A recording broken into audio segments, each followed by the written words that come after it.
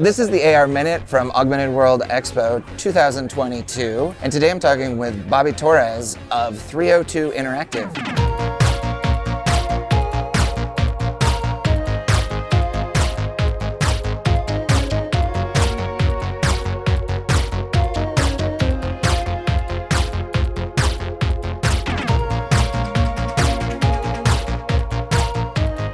So can you tell us what being a Chief Relationship Officer is, and maybe also a little bit about your work in the Metaverse? Yeah, absolutely. So I gotta laugh a little bit because it's just one of those titles that's not really made up, but people are averse to sales and marketing people, you know? So, and I don't even consider myself a sales and marketing guy. I build relationships. So 302 Interactive is a interactive development agency based in Orlando, Florida.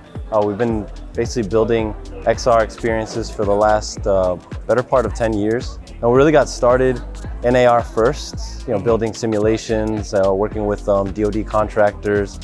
We've really evolved the company over the last 8 years because the industry's evolved. We're really looking to pivot the company and really embrace wellness and really frame Metaverse as a place for people to grow and transport their physical identity into the digital space, and that be a force for good almost, and less of a force for anxiety and depression and overconsumption.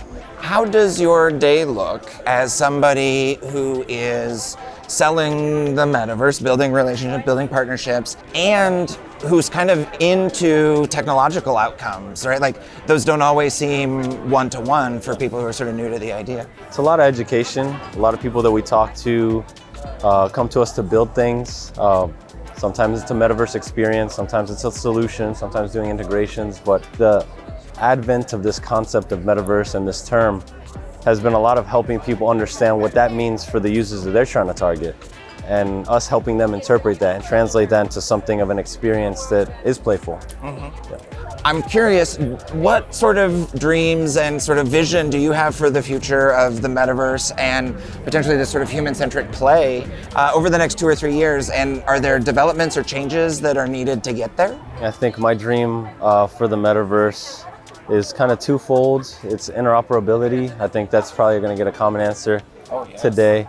And the other part is probably creativity plus maybe constraints on capitalism. And not to get too political there, right? But I think we love a little controversy. Yeah, it makes for good. I think the Metaverse needs to kind of rise above some of the systems that are in place today. The next question that we ask is really, right, also kind of reflecting back what we're hearing at the conference on the stage, where there's a lot of sticky questions and a lot of big problems that people are calling out, right? Like there's accessibility to the technology, there's like whether or not people are able to wear it, there's access, there's ethics, there's data privacy. As somebody who's building and selling the Metaverse, what do you see as your responsibility to sort of attack those issues? And are there things that you're doing at 302 to improve them? I think the first thing there is probably on the education component. Yeah.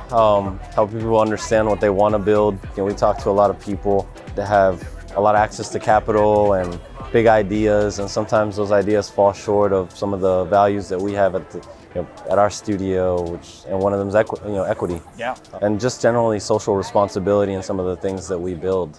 So we say no quite a bit, and we help people kind of understand what that no means. When people bring us ideas that are harmful, like it is part of our job to be like, So thank you for helping be a watchdog there. And I think one of the things that we've heard at the expo so much, and with the announcements from the XR Guild and XRSI, right? There's so many new consortiums and standards groups and people who are working to really make sure that it's not just one-offs, and that like as an industry we can agree. So super topical. The next question that we've got for you, it's simply just to fill in the end of the sentence. The future is? Playful. Playful. Yeah. I think playful is probably me and some other folks that I know, the opposite of depression. So it's engaging, it's fun, it's also joyful. So it's a bit of a loaded term for me, but yeah, that's what I like to see. Bobby Torres, it has been such a pleasure to talk with you. Thank you so much for joining us, and awesome. Keep up the great work. Thank you.